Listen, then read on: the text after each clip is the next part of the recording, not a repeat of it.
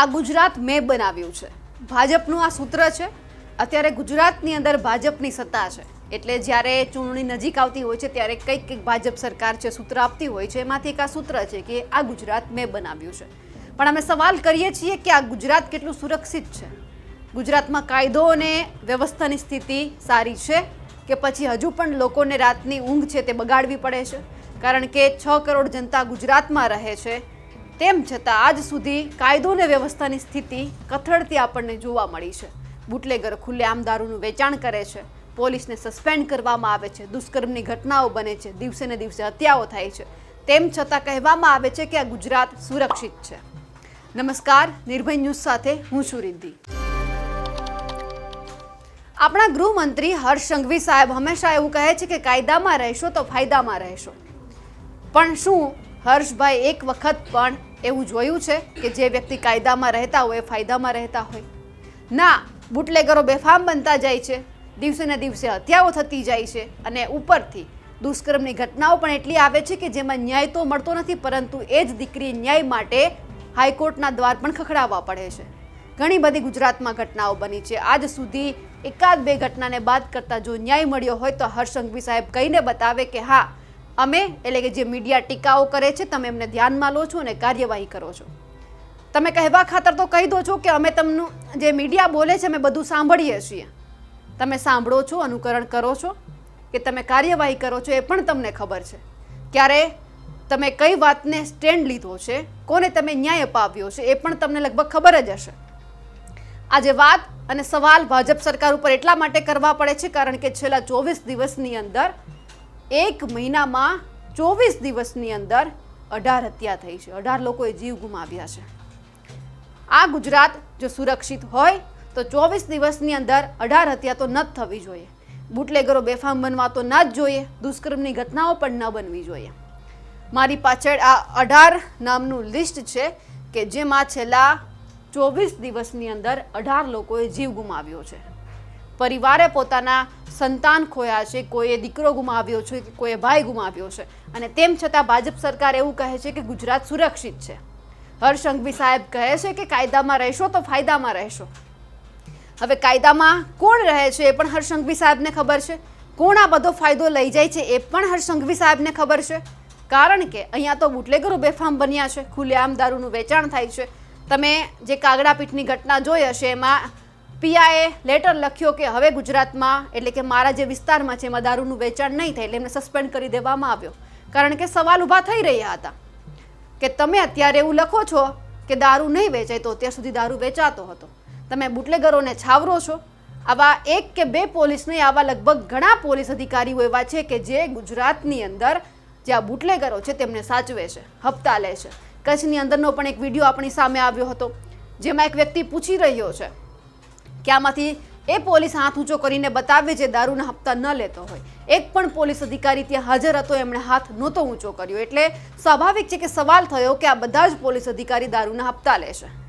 પણ ક્યાં સુધી આ ગુજરાતની અંદર દીકરીઓએ, પરિવારોએ ડરી ડરીને રહેવાનું, રાત્રે બહાર નીકળતા પહેલાં પણ 100 વખત વિચારવાનું, કારણ કે શું થઈ જશે કોઈને ખબર નથી।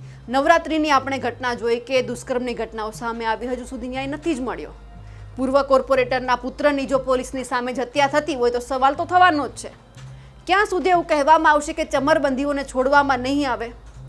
છોડવામાં આવશે કે નહીં એ તો બીજા નંબરની વાત છે, પણ કાર્યવાહી તો કરો, એમને જેલ હવાલે તમે મોકલો તો ખરા। જાય છે તો જામીન મળી જાય છે અને તેઓ ખુલ્લેઆમ ફરે છે। મોરબીની ઘટના આપણે જોઈ, જે વ્યક્તિના લીધે કેટલા લોકોએ જીવ ગુમાવ્યા હતા એમનું મોદક તુલા થાય છે, જે વ્યક્તિએ દુષ્કર્મ કર્યું છે એમનું ફૂલહારથી મંચ ઉપર સ્વાગત થાય છે, તો આ બધા જ લોકો જામીન ઉપર છૂટે છે કઈ રીતે? કેટલીક વખત એક દીકરીએ કહેવાનું કે મારી સાથે દુષ્કર્મ થયું છે, મને ન્યાય આપો, ખબર છે તેમ છતાં ન્યાય મળતો નથી, પછી ચમરબંધીઓને છોડવામાં નહીં આવે એવી વાતો થાય છે। મીડિયાની ટીકા ટિપ્પણી અમે સાંભળીએ છીએ, અમે ન્યાય અપાવીએ છીએ, કાર્યવાહી કરીએ છીએ, પછી આ બધી વાત થાય છે। 18 નામનું લિસ્ટ એટલા માટે જાહેર કરવામાં આવ્યું છે કે કારણ કે આમાં 24/10/2024થી તમે લઈ લો અને 18/11 ગઈકાલ સુધીની જો વાત કરો તો છેલ્લે વડોદરાની અંદર સયાજી હોસ્પિટલમાં પોલીસની હાજરીમાં જ પૂર્વ કોર્પોરેટરના પુત્રની હત્યા કરવામાં આવી છે। હવે પોલીસની સામે જો હત્યા થતી હોય તો સામાન્ય નાગરિકનો શું વાંક? સામાન્ય નાગરિક ક્યાં જાય ન્યાય માટે? પોલીસની સામે જ જો બુટલેગરો બેફામ બનતા હોય, હત્યા થતી હોય, તો પછી સુરક્ષા માટે ક્યાં જવાનું? જે આપણી સુરક્ષા કરે છે એ જ ખુદ સુરક્ષિત ન હોય તો આપણે ન્યાય માટે ક્યાં જઈશું? કોને કહેવા જઈશું? એટલે હર્ષભાઈ, ફરી એક વખત એ જ કહીએ છીએ કે અમને મીડિયાને ટીકા ટિપ્પણી કરવાનો કોઈ જ શોખ નથી. અમે એટલા માટે કરીએ છીએ કારણ કે તમે જે બોલો છો એ તમે ભૂલી જાઓ છો, એટલે અમારે તમને યાદ કરાવવું પડે છે. તમે જે કહો છો વારંવાર, જે તમારો શબ્દ છે કે ચમરબંધીઓને છોડવામાં નહીં આવે, તમે કાર્યવાહી કરીને બતાવીએ પણ કહેજો. અને રોજ સવારે જે તમે ચાની ચુસ્કી સાથે અમારી ટીકા ટિપ્પણીઓ સાંભળો છો, તો તમે એ પણ સાંભળી લેજો કે ટીકા ટિપ્પણી અમે એટલા માટે કરી રહ્યા છીએ કારણ કે બીજા લોકો સુરક્ષિત રહે. અત્યાર સુધી કેટલી બધી દીકરીઓ સાથે દુષ્કર્મની ઘટના બની છે. તમે એક આંકડો એ પણ બતાવજો કે તમે કેમાં ન્યાય અપાવ્યો છે. ઝડપથી ચાર્જશીટ ફાઇલ કરવી એ ન્યાય નથી. જે અપરાધી છે એમને જેલના સળિયાની પાછળ રાખવો એ ન્યાય છે. પછી તમે એમને જામીન ઉપર છોડી દો છો. પછી આ જે લિસ્ટ મારી પાછળ તમને અત્યારે 18 લોકોનું દેખાઈ રહ્યું છે, છેલ્લા 24 કલાકની અંદર દિવસે ને દિવસે વધી જશે.